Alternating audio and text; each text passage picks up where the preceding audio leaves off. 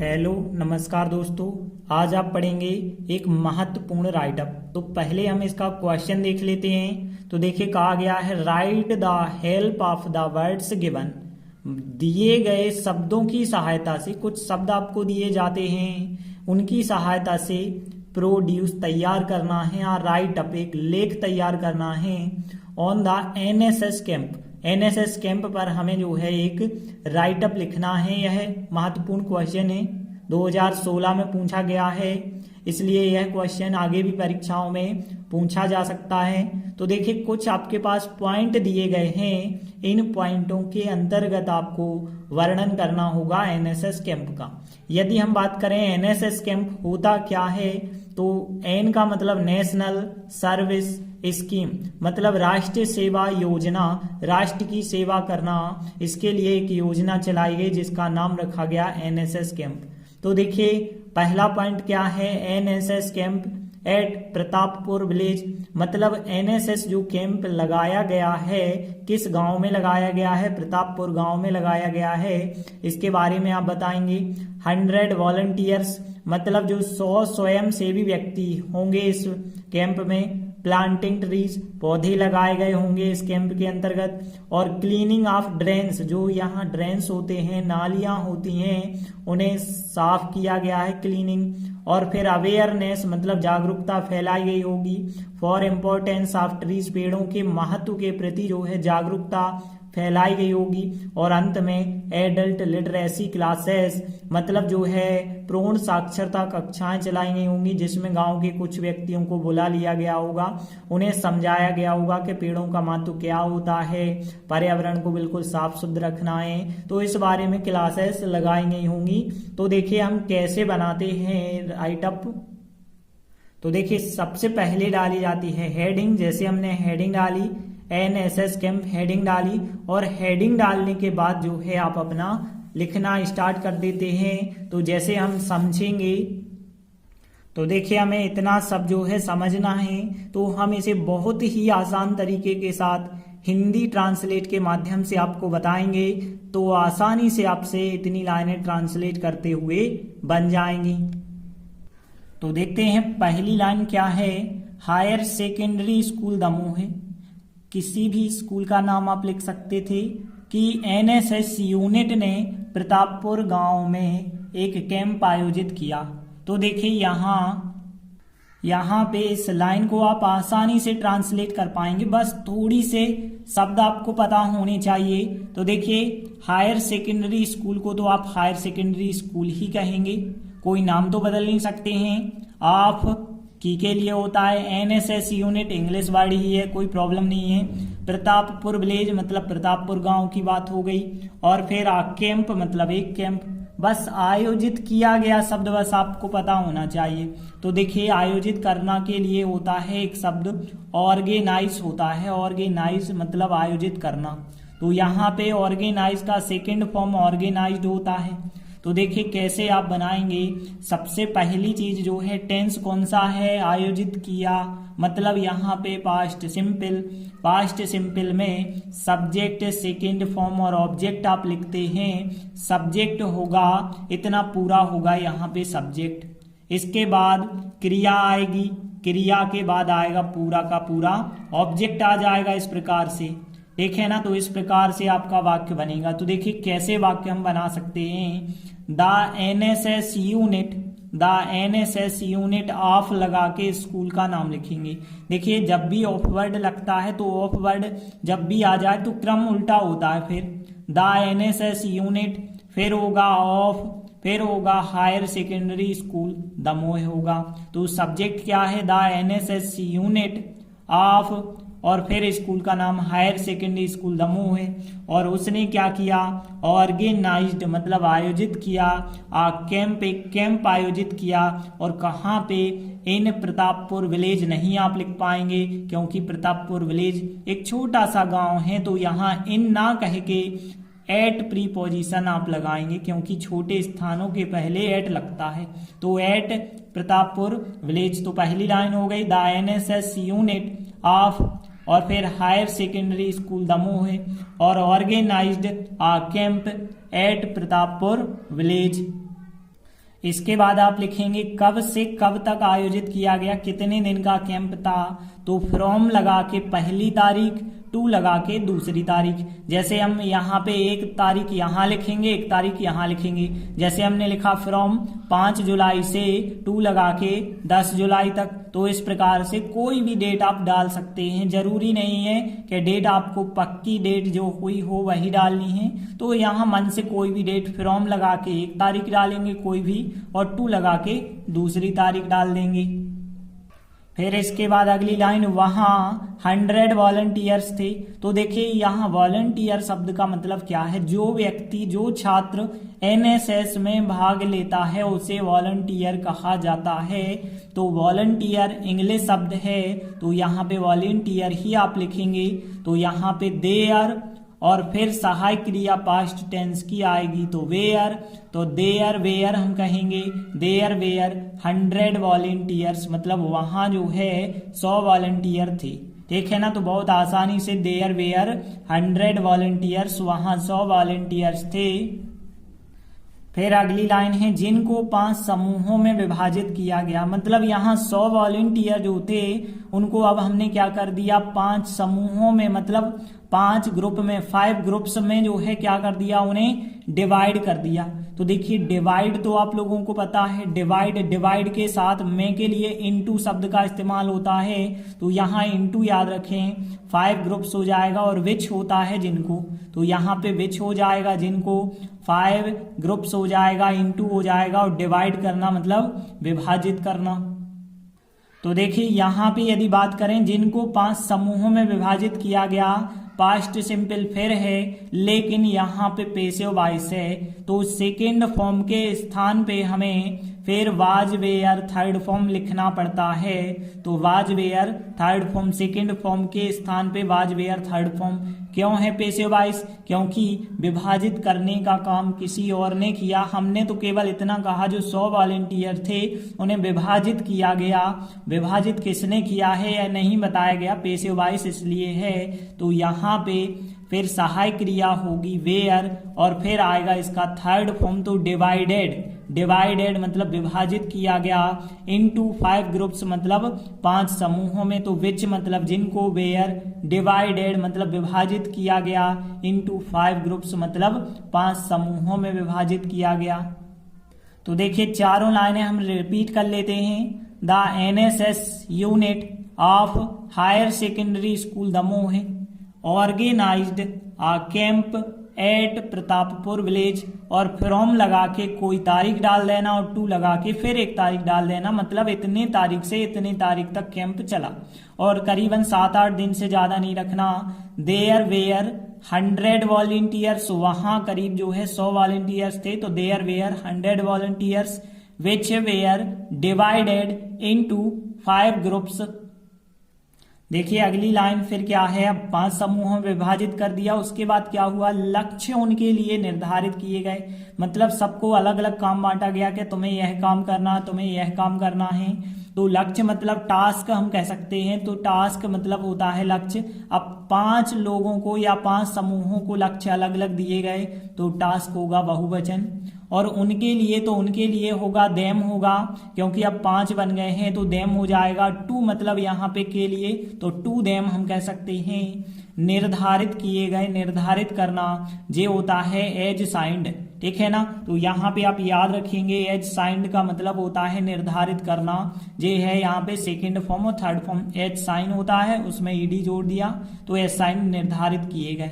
अब देखिए फिर टेंस आ गया, लक्ष्य निर्धारित किए गए, वाज वेयर थर्ड फॉर्म फिर लगाएंगे। तो यहाँ पे लक्ष्य मतलब टास्क, बहुवचन है इस वजह से, वेयर सहायक क्रिया, तो टास्क वेयर, एज साइंड निर्धारित किए गए, एज साइंड, और टू देम मतलब उनके लिए, तो task were assigned to them उनके लिए।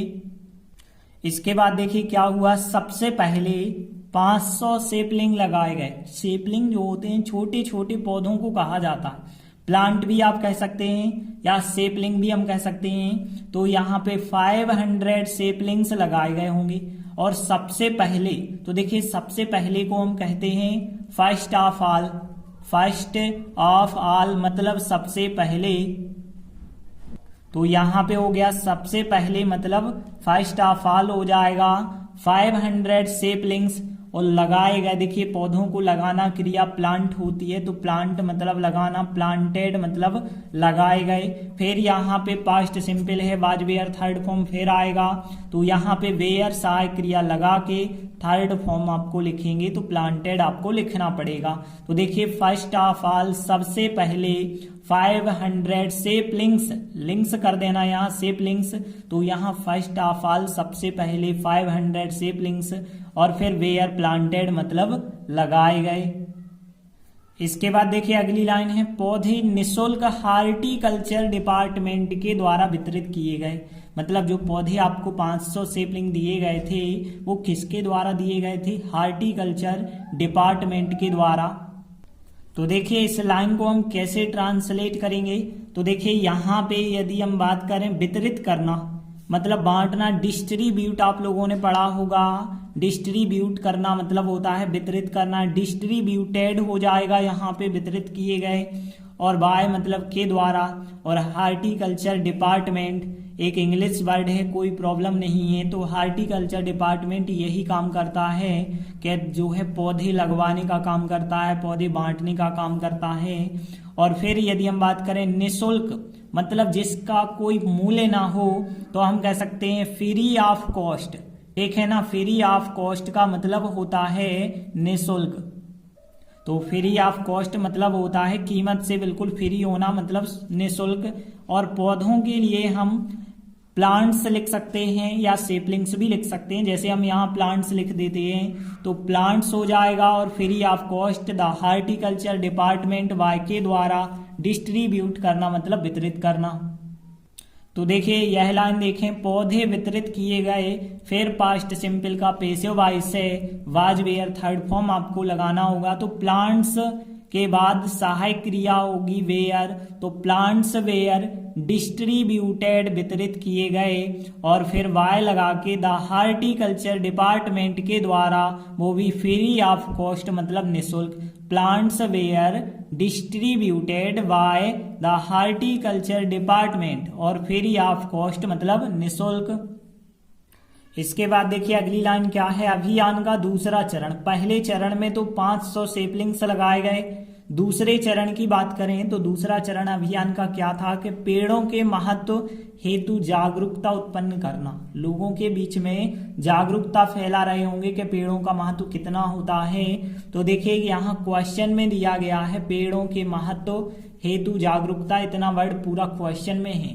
अवेयरनेस क्वेश्चन में बताया गया है, awareness for the importance of trees, पूरा वर्ड क्वेश्चन में बताया गया है। ट्रीज हो गया, ऑफ हो गया इम्पोर्टेंस, फॉर हो गया अवेयरनेस जागरूकता। अब उत्पन्न करना होता है क्रिएट, तो यहाँ पे हम कह सकते हैं टू क्रिएट मतलब उत्पन्न करना। तो टू क्रिएट हो गया उत्पन्न करना, अवेयरनेस जागरूकता, और फॉर इम्पोर्टेंस ऑफ ट्रीज हो गया। अब देखिए दूसरा चरण द सेकेंड फेज, ठीक है ना, PHASE फेज का मतलब होता है चरण, ठीक है ना, मतलब दूसरा स्टेप हम कह सकते हैं। The second phase of the अभियान को कहते हैं कैंपेन, ठीक है ना। तो अभियान के लिए क्या कहा जाता है? कैंपेन कहा जाता है। तो कैंपेन आप याद रख लें, कैंपेन का मतलब अभियान होता है। तो देखा जाए अभियान का दूसरा चरण सबसे पहले लिखेंगे, फिर हम लिखेंगे टू क्रिएट, फिर अवेयरनेस लिखेंगे, और फिर इसके बाद लिखेंगे फॉर इम्पोर्टेंस ऑफ ट्रीज लिखेंगे। तो देखिए इतना पहले लिखना होगा, फिर सहायक क्रिया वाज वेयर में से वाज आएगी, क्योंकि अभियान का दूसरा चरण, चरण तो एक ही है, बहुवचन तो हुआ नहीं। देखिए अभियान का दूसरा चरण कैसे ट्रांसलेट करेंगे? The second phase of the campaign, ठीक है ना, the second phase of the campaign was to create awareness for importance of trees. तो इस टाइप से वाक्य होगा। तो अब देखते हैं हम इन चारों वाक्यों को फिर ट्रांसलेट करते हैं। तो task were assigned to them और फिर इसके बाद फर्स्ट ऑफ ऑल सबसे पहले 500 सेपलिंग्स वेयर प्लांटेड लगाए गए और प्लांट्स वेयर डिस्ट्रीब्यूटेड वितरित किए गए बाय के द्वारा और द हार्टिकल्चर डिपार्टमेंट के द्वारा, वो भी फ्री ऑफ कॉस्ट मतलब निःशुल्क।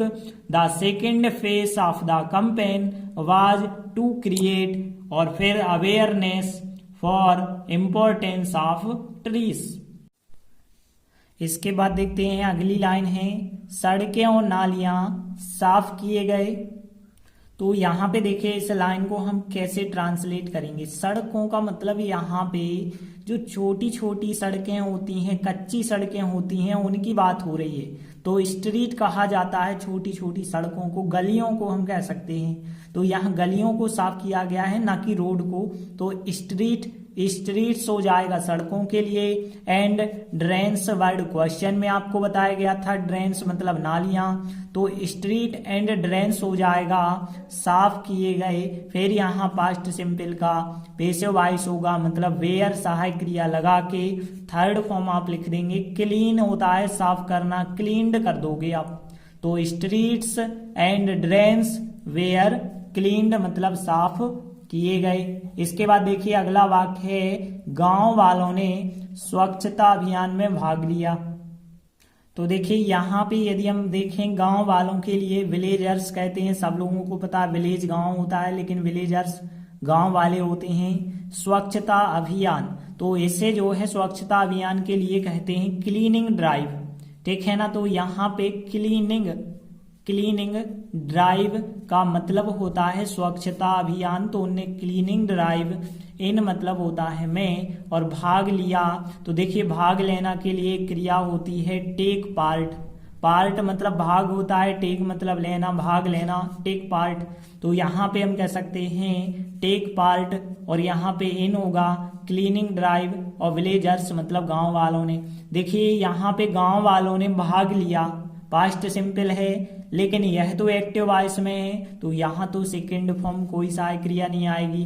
तो द विलेजर्स गांव वालों ने सेकेंड फॉर्म टुक पार्ट लिखेंगे आप, टेक पार्ट का टुक पार्ट भाग लिया और फिर इन द क्लीनिंग ड्राइव मतलब स्वच्छता अभियान में भाग लिया। तो द विलेजर्स गांव वालों ने टुक पार्ट भाग लिया, इन द क्लीनिंग ड्राइव में भाग लिया।